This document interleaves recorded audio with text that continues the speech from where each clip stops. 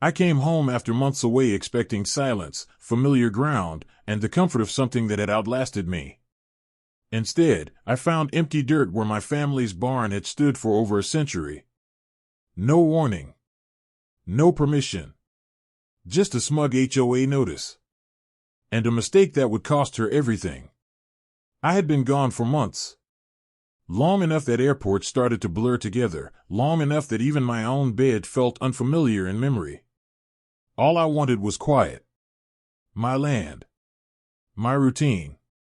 The one place that had never changed no matter where my job sent me. That barn had always been the first thing I saw when I turned onto the gravel drive. Old. Crooked. Withered by time and storms that came and went before most of my neighbors were even born. My grandfather built it with his own hands.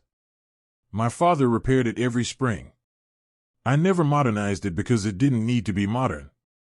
It needed to stand. As my truck rolled onto the property, something felt wrong immediately. The space felt too open. Too exposed.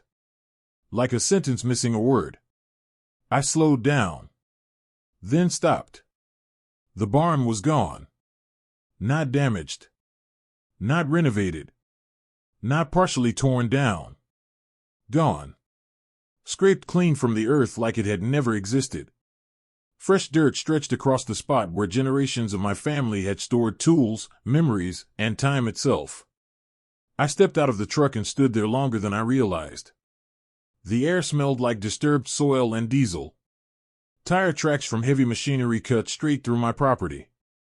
Splintered wood lay scattered at the edge like discarded bones. My chest tightened, but not in the way people expect. There was no yelling. No panic. Just a cold, steady pressure settling in. I noticed movement in the windows across the street. Curtains shifted. Blinds tilted. People were watching. They already knew. The barn had stood there for 104 years. Longer than the HOA. Longer than the rules they loved so much. Longer than the woman who decided it didn't belong anymore. Her name was Karen Lockwood. HOA president. Self-appointed authority. The type of person who confused control with leadership and rules with power. She had spent years treating the neighborhood like her personal kingdom. Measuring grass with rulers. Issuing fines for trash cans left out 10 minutes too long. Smiling while she did it. I took out my phone and started documenting everything. Photos. Videos. Timestamps. The dirt. The tracks. The debris. Silence works best when it's backed by evidence. That's when her car pulled into my driveway. Karen stepped out like she was arriving at a victory parade. Perfect posture. Tight smile. Clipboard hugged to her chest like a badge. "Well," she said, glancing at the empty space. "I see you've noticed." She handed me a paper without asking how my trip was. Without asking permission to be on my property. A violation notice. She explained, slowly and confidently, that the barn violated updated community appearance guidelines. Claimed it was unsafe. An eyesore. Said the HOA had taken action for the good of the neighborhood. Then she pointed to the total at the bottom of the page. I was being billed for the demolition. I didn't say a word. That bothered her more than yelling ever could. People like Karen feed on reactions. Silence starves them. She filled the quiet with more words. Explained procedures. Quoted bylaws incorrectly. Assured me this was all perfectly legal. Her smile started to strain. When she finally left, she looked unsettled. Like she couldn't figure out what went wrong.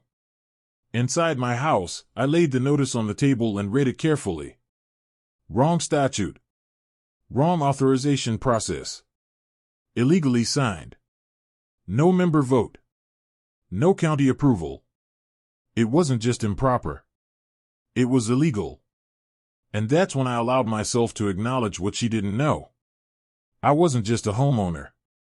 I'm a federal judge. Authority isn't loud. It doesn't announce itself.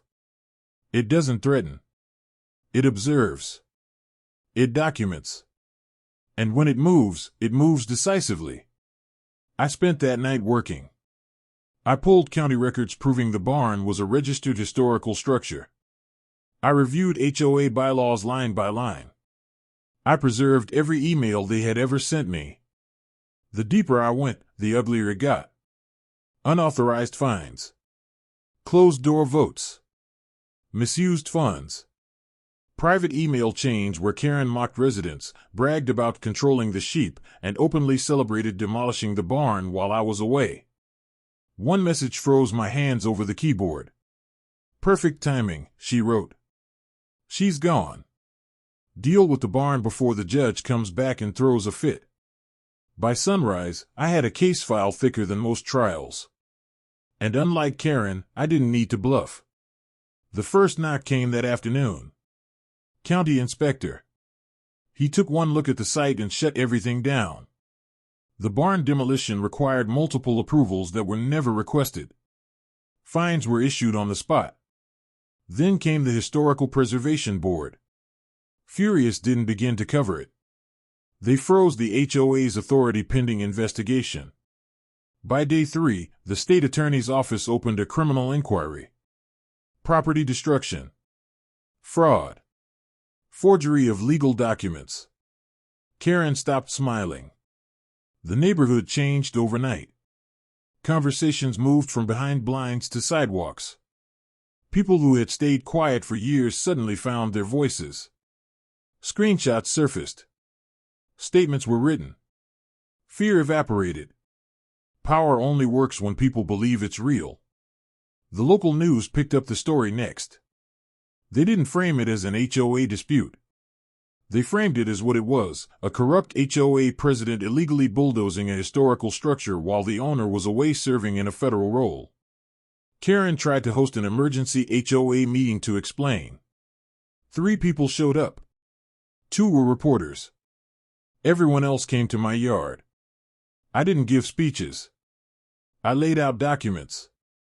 Evidence. Facts. The truth doesn't need volume. Within a week, Karen was removed unanimously. Within 2, she was charged. She lost her position. Then her reputation. Then her home. The restitution order alone was more than she could afford. The barn was rebuilt slowly. Beam by beam. Neighbors helped. People who had once been silent now stood proudly on my land.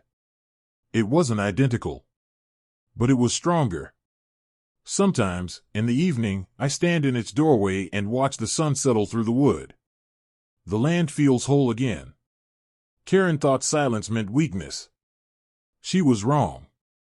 Sometimes silence is the sound of justice being sharpened.